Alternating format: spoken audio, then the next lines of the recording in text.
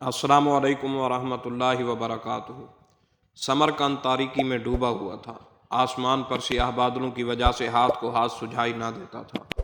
آسمان پر کوئی تارا نظر نہ آتا تھا، نہ زمین پر کوئی چراغ۔ تمام لوگ سو چکے تھے۔ اس عالم میں صرف ایک شخص جاگ رہا تھا۔ رات کی تاریکی میں یہ شخص اپنے گھر سے نکلا اور دائیں بائیں جھانکے بغیر سیدھا قصر عمارت کے پاس چلا گیا۔ اس نے محل پر ایسی قاہرانہ نظر ڈالی کہ اگر اس میں انگارے ہوتے تو یہ محل خاکستر ہو جاتا۔ اس کے ساتھ اس نے قدم تیز کیے اور اپنی منزل مقصود کی طرف روانہ ہو گیا۔ وہ شہر سے نکل کر درختوں کے ایک ایسے جھنڈ میں داخل ہو گیا جہاں وحشی درندوں اور خونخوار جانوروں کی دہشتناک آوازیں سنائی دے رہی تھیں۔ جنگل خوفناک تاریکی میں ڈوبا ہوا تھا۔ درخت کے جھنڈ اور رات گھٹا ٹوپ اندھیروں کی وجہ سے بڑی چیزیں بھی دکھائی نہ دیتی تھیں، مگر یہ آدمی اس خطرناک منظر سے بے پرواہ ہو کر منزل مقصود کی طرف گامزن رہا۔ اگلا مقام اس سے بھی زیادہ خوفناک اور دل دہلا دینے والا تھا۔ چلتے چلتے جب وہ اس پتھر کے پاس پہنچا جو مندر کے پہلو میں تھا تو ہیبت کی وجہ سے چند قدم پیچھے ہٹ گیا۔ اس پر اتنا خوف طاری ہوا کہ جو عام لوگوں پر خوفناک درندے دیکھ کر بھی نہیں ہوتا۔ اس کا یہ سبب نہ تھا کہ یہ شخص کوئی بزدل انسان یا نوعمر لڑکا تھا، بلکہ اس جريء اور دلیر شخص کے دل میں بچپن سے ہی مندر کے ہیبت ناک توہمات بٹھا دیے گئے تھے۔ وہ انہی توہمات پر پروان چڑھا تھا۔ چنانچہ یہ مندر کی مخفی قوتوں اور اسرار و رموز سے اتنا خائف تھا کہ میدان جنگ کی سنسناتی ہوئی تلواروں کا خوف اس کے مقابلے میں ہیج تھا۔ وجہ یہ تھی کہ اس مندر میں ہر کسی کو آنے کی اجازت نہ تھی۔ اس میں تو صرف وہی کاہن داخل ہو سکتا تھا جو نفس کش ریاضتیں کر کے اور زبردست قسم کی مشقتیں اٹھا کر رشی بن چکا ہو، اور جو شخص رشی بن کر اس میں داخل ہو جاتا وہ دنیا کی رونق اور اس کی لذتوں کو اپنے اوپر حرام کر لیتا۔ چنانچہ یہ جری اور شجاع شخص پروہتوں کے خوف سے قدم آگے نہ بڑھا سکا۔ کچھ عرصہ کھڑا رہنے کے بعد اپنے آپ کو سنبھالتے ہوئے دروازہ کھٹکھٹانے کا سوچ ہی رہا تھا کہ اندھیرے میں بڑے سر والی ڈراؤنی شکل دکھائی دی، جس کی داڑھی وسیع و عریض اور بال لمبے لمبے تھے۔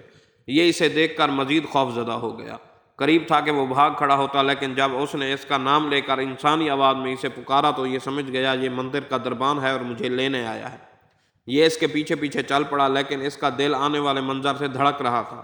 دربان اسے اپنے ہمراہ ایک طویل ترین سرنگ میں لے گیا، جس کے دونوں اطراف میں تانبے کے منقش چراغ روشن تھے اور ان سے نیلی رنگت کی روشنی نکل نکل کر دیواروں کے پتھروں پر رقص کر رہی تھی۔ اس سرنگ میں ان دیوتاؤں کی ہیبت ناک تصویریں رکھی ہوئی تھیں جن کی آنکھوں سے سرخ شعلے نکل رہے تھے۔ یہ آنکھیں بڑے بڑے نڈر لوگوں کے دل دہلا دیتی تھیں۔ سرنگ کے دونوں جانب چھوٹے چھوٹے سوراخ تھے جن میں جب کبھی ہوا پورے زور سے داخل ہوتی تو ایسی ایسی آوازیں نکلنے کو سننے والوں کو بہرا کر دیتی۔ یہ دونوں چلتے چلتے ان رشیوں کے پاس پہنچے جنہیں کبھی کبھار بادشاہ ہی دیکھ سکتا تھا، اور سارے حکمران ان کی بات رد نہیں کرتے تھے۔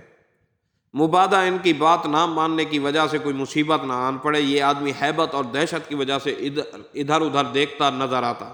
وہ پروہتوں کی باتوں کو ایسے سن رہا تھا جیسے کوئی خواب دیکھ رہا ہو۔ اس نے نظریں جھکائے ہی اندازہ لگا لیا کہ ان میں سے ایک پروہت سمرقند کا ماضی یاد کر رہا ہے، اور وہ اہل وطن کی بدعمالیوں پر آنسو بہا رہا ہے اور بڑے دکھ کے ساتھ بیان کر رہا ہے کہ مسلمان کس طرح ناگہانی آفت کی طرح آئے، انہوں نے سمرقند کا تخت و تاج الٹ دیا۔ اب ان کے نکلنے کی تمام امیدیں ختم ہو گئی ہیں اور سوائے ترکش دان کے آخری تیر چلانے کے کوئی چارہ نہیں۔ وہ یہ ہے کہ ہم نے سنا ہے کہ اس قوم کا حکمران بڑا عادل اور منصف مزاج ہے۔ ہمارا پروگرام ہے کہ ہم اس کی خدمت میں اپنا قاصد بھیجیں جو اسے ہماری شکایت سے آگاہ کرے، پھر جو ہو سو ہو۔ اور ہم نے تجھے تیری جرأت اور شجاعت اور عربی زبان میں مہارت کی وجہ سے منتخب کیا ہے۔ کیا تو راضی ہے؟ اس نے کہا ہاں۔ پروہت نے کہا دیوتاؤں کی توفیق سے روانہ ہو جا۔ یہ آدمی مندر سے نکلا، فخر کی وجہ سے اس کا سر بلند تھا، اب اس کے پاؤں زمین پر اور دماغ آسمانوں میں پرواز کر رہا تھا۔ وہ اتنی خوشی محسوس کر رہا تھا کہ اڑ کر دمشق چلا جائے۔ اسے رات کا اندھیرا روشنی نظر آنے لگا، کیونکہ اس کے لیے یہ بڑی خوشی کی بات تھی کہ وہ بڑے پروہت سے ہم کلام ہوا ہے، اور یہ ایسا اعزاز ہے جو شاید ہی کسی کو نصیب ہوتا ہے۔ اس نے سمجھ لیا کہ اب سمرقند کی آزادی اس کے بائیں ہاتھ میں ہے۔ وہ فرط شجاعت میں تمنا کرنے لگا کاش وہ مجھے اسلامی افواج سے ٹکرا جانے کا حکم دیتے، لیکن یہ اس کی خام خیالی تھی۔ سمرقند کی حیثیت اسلامی سلطنت کے مقابلے میں اس خاشاک کی جڑ کی سی تھی جو سمندر کی تہہ پر پنجہ جمانا چاہے تو سمندر کی ایک موج اسے بہا کر کہیں سے کہیں لے جائے۔ چنانچہ یہ آدمی زیادہ سفر لے کر چل پڑا، دن اور رات، ہفتے اور مہینے مسلسل سفر کرتا رہا۔ سمرقند سے بخارا، بخارا سے بلخ، بلخ سے ہر رات سے قزوین، قزوین سے موصل، موصل سے حلب، حلب سے دمشق۔ سفر ختم ہونے کو آتا ہی نہ تھا۔ سب ریاستیں ایک سے ایک بڑھ کر، سرسبز و شاداب زمینیں، تہذیب و تمدن کے عجیب و غریب نمونے، چاروں طرف رونق ہی رونق، پرشکوہ عمارتیں، بلند و بالا محلات، وسیع و عریض شاہراہیں، حسین و جمیل انسان، باپردہ اور باحیا خواتین، مختلف رنگوں کے پہاڑ، باغات، مختلف اقسام کے میوہ جات۔ وہ دیکھتا چلا جا رہا تھا مگر یہ عجائبات ختم ہونے کو نہ آتے تھے۔ انہیں دیکھ کر اسے سمرقند کی عظمت ہیچ نظر آنے لگی۔ سمرقند کی حیثیت چین و ایران کے مقابلے میں کیا تھی، جنہیں پہاڑوں کے درمیان آباد مدینۃ الرسول صلی اللہ علیہ وسلم نے نیچا دکھایا تھا۔ مدینہ منورہ وہ سرزمین ہے جسے محمد رسول اللہ صلی اللہ علیہ وسلم نے جب اپنے داہنے ہاتھ سے حرکت دی تو اس نے خالد بن ولید، مثنہ بن حارثہ، سعد بن ابی وقاص رضوان اللہ تعالی علیہم اجمعین، اور محمد بن قاسم، قطبیہ بن مسلم، طارق بن زیاد، عبد الرحمن الداخل اموی جیسے بے مثال جرنیل پیدا کیے جنہوں نے سرکش حکومتوں کے تخت الٹ دیے۔ پھر اسی صحرائی زمین نے شام، عراق، ایران اور خراسان کے پسماندگی سے نکال کر بام عروج پر پہنچا دیا۔ بے دین حکمرانوں کی فتوحات سے ملک اجڑتے رہے تھے، جبکہ اسلامی حکومتوں کی فتوحات سے دنیا آباد ہوتی رہی۔ بالآخر وہ دمشق پہنچا اور اسے پہلی نظر سے دیکھ کر یوں چونک پڑا جیسے نیند سے بیدار ہوا ہو۔ بڑے بڑے ترقی یافتہ ملکوں کے بادشاہوں کی ملاقات کے تصور سے اس کا دل دھڑکنے لگا۔ یہ دمشق ہے، مسلمانوں کا دارالحکومت، جلال و جمال کا دل فریب دارالسلطنت، دولت و ثروت کی کان، تقویٰ اور شرافت کا گہوارہ۔ یہیں سے ایسا فرمان جاری ہوتا ہے کہ جس کے سامنے دمشق سے سمرقند اور سمرقند سے سپین تک کے امراء کی گردنیں جھک جاتی ہیں، اور یہیں وہ مرد حکمران بستا ہے جس کے سامنے قیصر روم، کیسرا ایران، سکندر یونان، خاقان چین کی عظمتیں نقش بر آب ہو گئیں، اور جس کی بات کو چین کے کوساروں سے لے کر بحر ظلمات تک ٹالنے والا کوئی نہیں۔ دل میں خیال آیا اس حکمران تک رسائی کیسے حاصل ہوگی؟ مسافر ہوں، پہلے کبھی یہاں آیا بھی نہیں ہوں۔ نا امیدی پیدا ہوئی، رات گزارنے کے لیے ایک سرائے میں ٹھہرا۔ صبح ہوئی تو خوبصورت جوڑا زیب تن کیا اور خلیفہ کی ملاقات کو نکلا تو کسی آدمی سے خلیفہ کے متعلق پوچھتے ہوئے دہل گیا۔ اسے خیال آیا کہ نصف خطہ ارض کے حاکم سے ملنا جوئے شیر لانا ہے۔ اسے یاد آیا کہ دنیا کے بادشاہ کس طرح کسریٰ ایران کے سامنے لرزاں و ترساں کھڑے ہوتے تھے۔ وہ محض شبہ اور ناپسندیدہ جملے کی بنا پر ان کو درندوں کے حوالے کر دیتا تھا۔ اس نے اپنی جان کے خطرے کے پیش نظر خلیفہ سے ملاقات کا دل میں خیال تو نکال دیا اور سوچنے لگا، جان گنوا کر ملک کی آزادی میرے کس کام کی؟ انہی سوچوں اور گھبراہٹوں میں ادھر ادھر گھومتا رہا۔ جب کبھی کسی پرشکو محل کے سامنے سے گزرتا تو رونق اور ٹھاٹ باٹ دیکھ کر اسے خلیفہ کا گھر خیال کر کے ششدر و حیران رہ جاتا اور ملاقات کے تصور میں دل بیٹھ جاتا۔ چلتے چلتے اس کے سامنے ایک وسیع و عریض اور عالی شان عمارت آ گئی جس کا دروازہ بلند و بالا اور بہت چوڑا تھا۔ اس کے دائیں بائیں دو لمبے لمبے مرمری ستون تھے جن کے نقش و نگار اور بیل بوٹوں کو دیکھ کر آنکھیں خیرہ ہو جاتی۔ اس نے دیکھا کہ بے شمار لوگ اس میں آ جا رہے ہیں، کوئی روکتا ٹوکتا نہیں، چنانچہ یہ بھی اس میں داخل ہو گیا۔ اندر جا کر خوبصورت وسیع و عریض صحن اور جھیل کو دیکھ کر سب سے پہلے حیران ہو گیا۔ اس جھیل میں پانی کے فوارے پھوٹ رہے تھے اور سورج کی کرنوں نے اسے وہ حسن بخش دیا تھا جو بیان سے باہر ہے۔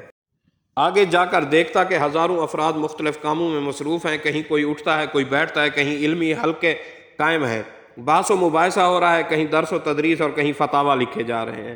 اتنی مخلوق جمع ہے کہ ایک سرے پر کھڑے ہو کر دوسرے سرے تک نظر نہیں دوڑائی جا سکتی۔ فرش ایسا خوشنما کہ شیشے کی طرح چمک رہا تھا، دیواروں کے رنگ و روغن نے آنکھیں چندھیا دیں۔ چھت کی طرف دیکھا تو چاندی کی زنجیروں سے لٹکی ہوئی قندیلوں اور شمع دانوں کی خوشنمائی نے سب کچھ بھلا دیا۔ اس بقعہ نور میں چلتے چلتے ایک نمازی کے پاس کھڑا ہو گیا۔ اس نے سلام پھیر کر اس مسافر کا حال پوچھا۔ اسے معلوم ہوا کہ خلیفہ سے ملنا چاہتا ہے۔ نمازی: تو کیا آپ امیر المومنین کے گھر کا پتہ پوچھنا چاہتے ہیں؟ سمرقندی: ہاں، یہ امیر المومنین کا گھر نہیں؟ نمازی ہنستے ہوئے: نہیں، یہ اللہ کا گھر ہے۔ کیا تو نے نماز پڑھ لی ہے؟ اس بیچارے کو نماز کا کیا پتہ، یہ تو اس دین کا پابند تھا جس کی معرفت صرف ڈراؤنی صورتوں والے دیوتاؤں ہی کو حاصل تھی۔ کہاں مندروں کا اندھیرا اور کہاں اسلام کا نور و جمال۔ یہ خاموش رہا تو نمازی نے پھر پوچھا: کیا تم نے نماز ادا کر لی؟ سمرقندی نے جواب دیا: نہیں جناب، میں نے نماز نہیں پڑھی اور میں نہیں جانتا کہ نماز کیا ہے۔ اس نمازی نے پھر کہا: تیرا دین کون سا ہے؟ اس سمرقندی نے جواب دیا کہ میں سمرقند والوں کے دین کا پابند ہوں۔ اس نمازی نے کہا کہ ان کا دین کیا ہے؟ تو اس نے جواب دیا کہ مقدس مورتیوں کی پرستش۔ اس نے نمازی نے پوچھا تیرا رب کون ہے؟ تو اس نے کہا مندر کے مرعوب کون دیوتا۔ نمازی نے کہا کیا تو جب بیمار ہوتا ہے وہ تجھے شفا دیتا ہے، یا تو جو حاجت طلب کرے وہ پوری کرتا ہے؟ سمرقندی نے جواب دیا میں نہیں جانتا۔ اس نمازی نے سمجھ لیا یہ بیچارہ جاہل ہے۔ اس نے اس کے خالی دل میں اسلام کے سیدھے سادے اصول اور اس کا جمال ڈالنا شروع کر دیا۔ تھوڑی سی دیر میں یہ اس دین کا پابند ہو گیا جس نے عربوں کو پوری دنیا کا حکمران بنا دیا تھا۔ نمازی نے کہا آؤ میں تمہیں خلیفہ کا گھر بتاؤں۔ اور اس وقت امیر المومنین گھر کا کام کر رہے تھے۔ یہ اس کے پیچھے پیچھے چل پڑا اور اس کا چہرہ اسلام کے جمال و کمال سے آگہی کی بنا پر تمتمات آ رہا تھا۔ یہ داخل ہونے والے دروازوں کی بجائے دوسرے دروازوں سے نکلا اور اس وقت حیران و ششدر رہ گیا جب نمازی لکڑی کے دروازے والے تنگ مکان کی طرف اشارہ کر کے کہہ رہا تھا یہ امیر المومنین کا گھر ہے۔ اس نے نمازی کی طرف دیکھا کہ شاید یہ میرے ساتھ مذاق کر رہا ہو، لیکن اسے سنجیدہ پا کر دروازے سے آگے بڑھ گیا۔ اسے دروازے کی دراڑ سے نظر آیا کہ ایک بزرگ گارے سے دیوار لیپ رہا تھا اور ایک بی بی آٹا گوندھ رہی تھی۔ اس نے دروازہ چھوڑ دیا اور غصے سے اس نمازی کو پکڑ لیا اور کہا تو نے مجھ سے جھوٹ بول کر کیا لینا تھا؟ میں نے تو اس سے خلیفہ کا گھر پوچھا ہے، لیکن تو نے تو معمار کا گھر بتا دیا۔ نمازی کون سا معمار؟ سمرقندی بولا کہ گھر والا اور کون؟ پھر اس گھر والے کا حلیہ بتایا۔ نمازی افسوس تجھ پر، وہی تو امیر المومنین عمر بن عبدالعزیز ہیں کہ اس وقت اللہ کے بعد روئے زمین پر اس سے بڑا کوئی حکمران نہیں، اور وہ عورت وہ امیر المومنین کی بیوی خلیفہ عبد الملک کی بیٹی اور دو خلفاء ولید بن عبد الملک اور سلیمان کی بہن، بعد میں بننے والے دو خلفاء کی ہمشیرہ، عرب کی معزز ترین عورت ہے۔ امیر المومنین بذات خود بڑے مالدار، خوش پوش اور خوش خوراک انسان تھے، لیکن ان میں دنیا کے مشہور ترین عادل حکمران عمر فاروق کی رگ تھی جو اسے اس حالت میں لے آئی ہے۔ واپس جا اور دروازہ کھٹکھٹا کر انہیں اپنا قصہ سنا اور خوف نہ کھا۔ اللہ کی قسم یہ کوئی متکبر اور ظالم و جابر حکمران نہیں، یہ تو متواضع اور منکسر المزاج امیر المومنین ہیں۔ انہیں حق بات نافذ کرنے میں کوئی رکاوٹ پیش نہیں آتی۔ جب یہ اللہ کی خاطر غصے میں آتے ہیں تو ہواؤں کے جکھڑ اور بادلوں کی بجلیاں اس کی قوت بن جاتی ہیں۔ یہ سمرقندی بہت حیران ہوا۔ بہادری جوش مارتی ہے تو قدم اٹھا لیتا ہے، روب و دبدبہ کا تصور آتا ہے تو دل بجھ جاتا ہے۔ وہ اپنے ملک کے حکمرانوں کے مسلح باڈی گارڈز کا تصور کرتا ہے تو تذبذب میں پڑ جاتا ہے۔ وہ سمجھتا ہے کہ بادشاہ تو وہ ہوتے ہیں جو تلوار کے زور پر حکمرانی کریں اور رعیت ڈر کر ان کی اطاعت کرے۔ عدل کی حکمرانی اور محبت کی اطاعت تو وہی جانتا ہی نہ تھا۔ یہ بات دل میں جا گزین ہوئی کہ ضرور یہ شخص مذاق کر رہا ہے۔ دوڑ کر اس نمازی کو پیچھے سے جا لیا اور کہا سمرقندی میرے بھائی تجھے اللہ کی قسم سچ بتا، واقعی یہ امیر المومنین کا گھر ہے؟ نمازی جی ہاں واقعی یہ اس انسان کا گھر ہے جسے قرآن کی برکت نے کیسر و کسریٰ، فرعون و خاقان کے ممالک اور ان کے تاج کا وارث بنا دیا ہے۔ کیونکہ اس کا سر بلند ہے اور یہ تاج چھوٹے تھے، تاج وہاں تک نہ پہنچ پاتے تھے، اس لیے اس نے عرب کے تاج امامے پسند کر لیے۔ یہ اس آدمی کا گھر ہے جس کے سامنے دنیا کے ثمرات اور مال غنیمت کے اموال کشاں کشاں چلے آ رہے ہیں۔ یہ سونا تول کر مستحقین کو دے رہا ہے، فقیروں کو جواہرات اور محتاجوں کو گھر دے رہا ہے، لیکن خود ان چیزوں سے بے نیاز ہے۔ اپنے خاندان کو اس کے قریب بھی نہیں پھٹکنے دیتا، کیونکہ اس نے سونے چاندی اور جواہرات کے بدلے رب سے جنت کا سودا کر رکھا ہے۔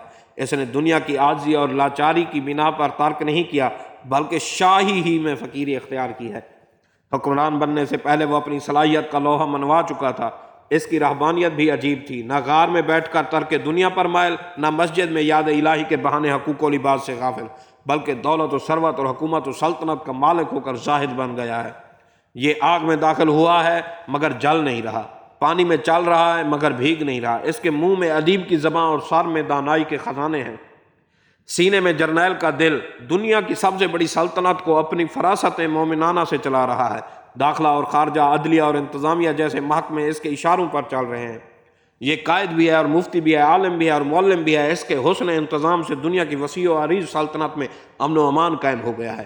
پوری مملکت میں دشمنیاں ختم ہو گئی ہیں، مقابلہ کرنے والوں نے ہتھیار پھینک دیے ہیں، شیعہ اور خارجی بھائی بھائی بن گئے ہیں، مزری اور یمنی، کالے اور گورے نے صلح کر لی ہے، شیر اور بکری ایک ہی گھاٹ پر پانی پینے لگے ہیں۔ آواز سات زمانہ جب اسے دیکھتے ہیں تو ساحل سمندر سے ٹکرا کر واپس مڑنے والی موج کی طرح پیچھے پلٹ جاتے ہیں۔ یہ امیر المومنین سلیمان کو دفنا کر واپس آ رہے ہیں کہ باد نسیم کی طرح یہ خبر پھیل گئی۔ عمر بن عبدالعزیز اموی کو خلیفہ بنا دیا گیا ہے۔ یہ خبر پھیلتے ہی فضا مسرت کے نعروں سے گونجنے لگی، گویا عید الفطر کا چاند طلوع ہو گیا ہے۔ سرکاری ملازم سونے اور جواہرات سے مرصع سواریاں لے کر حاضر ہوئے۔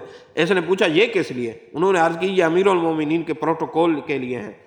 فرمایا مجھے ان سے کیا سروکار، لے جاؤ اور میرا خچر لے آؤ۔ خچر لایا گیا تو ایک سیکیورٹی افسر مسلح ہو کر دستور کے مطابق آگے چلنے لگا۔ فرمایا پیچھے ہٹ جاؤ، مجھے ایسی کی کوئی ضرورت نہیں، میں ایک عام مسلمان ہوں۔ چنانچہ بغیر کسی حفاظتی دستے اور شاہی جھنڈے کے خچر پر سوار ہو کر وہ شخص جا رہا ہے جو شام، اندلس، مراکش، الجزائر، تیونس، طرابلس، مصر، حجاز، نجد، یمن، فلسطین، اردن، لبنان، عراق، ایران، آذربائیجان، آرمینیا، کابل، بخارا اور سندھ جیسے 20 بڑے صوبوں کا واحد حکمران ہے۔ جاتے ہی مسجد میں داخل ہو گیا، تمام لوگ صفوں پر بیٹھ گئے۔ یہ منبر پر کھڑا ہو کر حمد و ثنا کے بعد یوں گویا ہوا، لوگوں مجھے مسلمانوں کے مشورے اور میری مرضی کے بغیر حکمران بنا دیا گیا ہے۔ میں تمہاری گردنوں سے اپنی بیعت واپس لیتا ہوں، جسے چاہو خلیفہ بنا لو۔ یہ سنتے ہی تمام حاضرین بے ساختہ چیخ پڑے اور سب نے یک آواز ہو کر بولا ہم آپ کے علاوہ کسی کو نہیں چاہتے۔ پھر یہ قصر خلافت کی طرف روانہ ہو گیا۔ جاتے ہی حکم دیا کہ اس محل کے ریشمی پردے اتار دیے جائیں، غلیچے اور قالین لپیٹ دیے جائیں، سامان آرائش اکٹھا کر دیا جائے۔ جب فرمان خلافت کی تعمیل ہوئی تو آپ نے ان سب چیزوں کو نیلام کر کے رقم بیت المال میں داخل کر دی۔ لوگوں نے سوچا یہ نیک آدمی، لیکن حکومت شاید اس کے بس کا روگ نہ ہو۔ انہوں نے سوچا کہ تسبیح ہاتھ میں لیے گوشے میں بیٹھ جائے گا، لیکن ہوا یہ کہ تسبیح اس کی جگہ قلم چل رہا ہے۔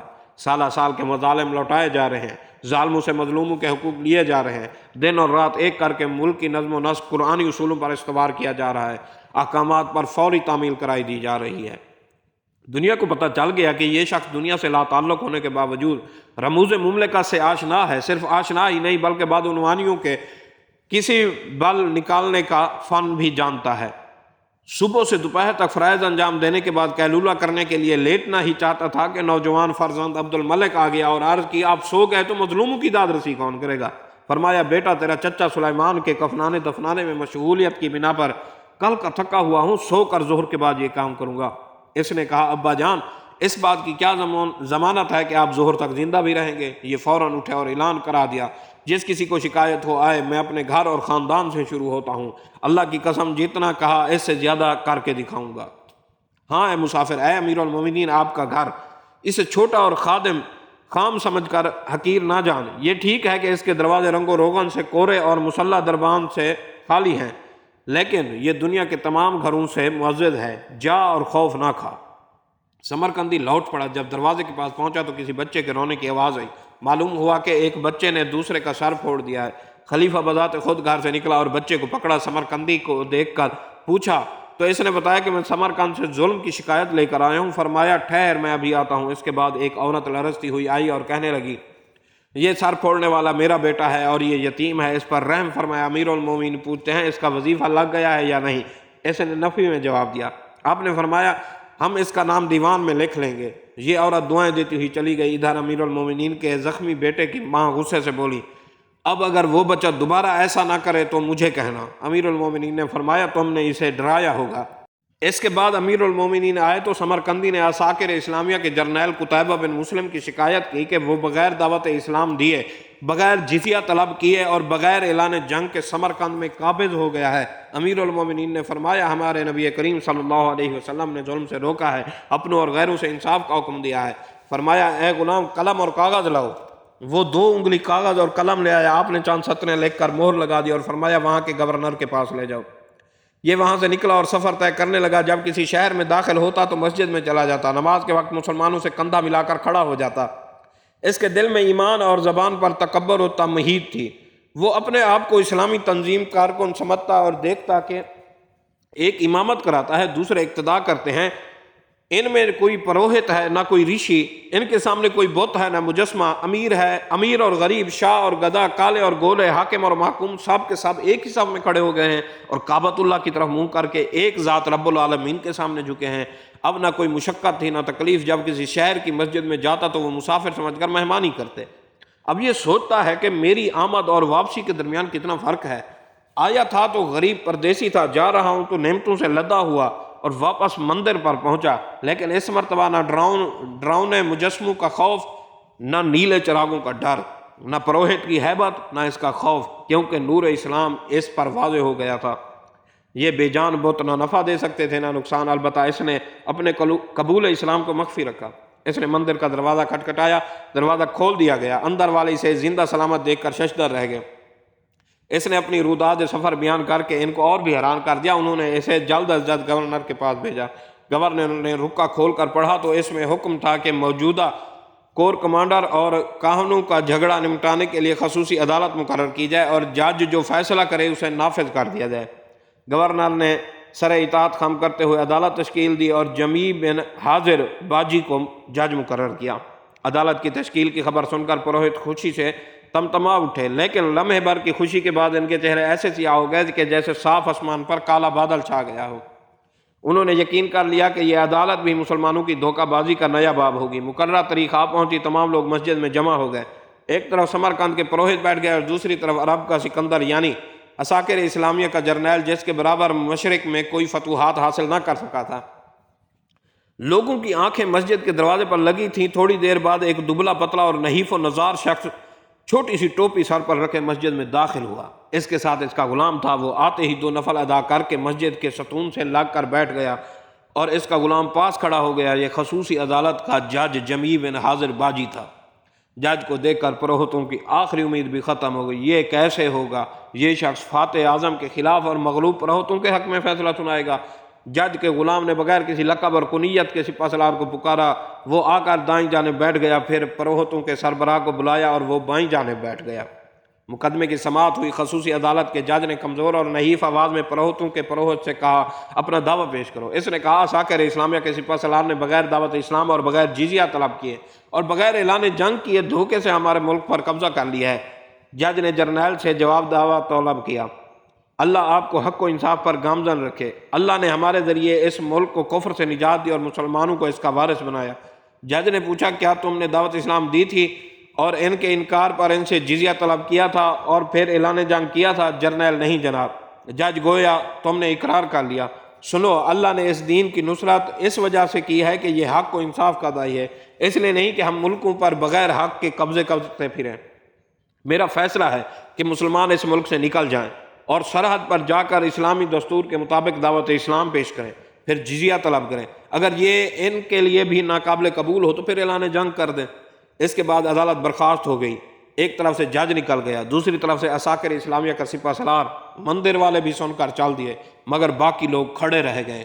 ہمارے سمرقندی بھائی نے بڑے پروہت کے چہرے کی طرف دیکھا تو جانچ گیا کہ اس ناقابل یقین فیصلے کے بعد اس کے چہرے پر نور اسلام کی کرنیں چمکنے لگی ہیں۔ وہ اسے اسلام کی سرسبز و شاداب اور جلال و جمال سے منور دنیا نظر آنے لگی۔ اسے اندازہ ہو گیا کہ اس نے اپنے دین کو خیر بات کہنے کا ارادہ کر لیا ہے، کیونکہ کسی سعید روح کا نور اسلام دے کر اسلام قبول نہ کرنا ایسا ہی ہے جیسے بچے کا ماں کے پیٹ کی تاریک دنیا سے نکل کر دوبارہ اسی اندھیرے میں واپس جانا ہے۔ چند گھنٹے گزرنے کے بعد فضا بغل کی آواز سے گونجنے لگی، چاروں طرف جھنڈے بلند ہونے لگے اور افواج اسلامیہ سمرقند سے نکلنے لگیں۔ پروہتوں نے حیرت سے پوچھا، یہ کیا ہو رہا ہے؟ لوگوں نے بتایا کہ فیصلہ نافذ ہو گیا ہے اور لشکر جا رہا ہے۔ یہ وہ لشکر ہے جو مدینہ منورہ سے چلا تو سمرقند تک کوئی طاقت اس کے سامنے ٹھہر نہ سکی تھی، اور اس نے کیسر و کسریٰ کے ٹڈی دل لشکروں کو کچل دیا تھا۔ آج اسے دبلے پتلے نحیف و نزار اور پست آواز والے بوڑھے کی آواز نے نکال باہر کیا ہے۔ اب یہ لشکر سرحد پر جا کر دستور کے مطابق دشمن کو دعوت اسلام پیش کرتا ہے، قبول نہ ہونے کی صورت پر جزیہ طلب کرے گا، اور پھر جزیہ سے انکار کی صورت میں دشمنان دین سے اعلان جنگ کرے گا۔ تو کیا اب سمرقند میں اس لشکر کو روک سکے گا جس میں روم و ایران اور چین کی افواج نہ روک سکی؟ اور کیا یہ مندر کے پتھر اس سیل رواں کو روک سکیں گے؟ ہرگز نہیں۔ بڑا پروہت اپنے ساتھیوں سے پوچھنے لگا، تمہارا کیا خیال ہے؟ سمرقندی بھائی نے کہا، سنو، اشہد اللہ الہ الا اللہ واشہد ان محمدًا عبدہ ورسولہ۔ یہ سن کر مندر کا سب سے بڑا پروہت بولا اور اس نے بھی کلمہ حق بلند کیا۔ پروہت کی شہادت حق دینی ہی تھی کہ پورا سمرقند کا نعرہ تکبیر سے گونج اٹھا۔ مسلمان فوجیں سمرقند میں داخل ہو گئیں، نہ کوئی حاکم رہا نہ محکوم، نہ غالب نہ مغلوب، سب کے سب بھائی بن گئے۔ کسی عربی کو کسی اجمی اور کسی اجمی کو کسی عربی پر کوئی فضیلت نہ رہی مگر تقویٰ کی بنا پر۔ سمرقند اس وقت سے اسلام میں داخل ہوا اور انشاءاللہ داخل رہے گا۔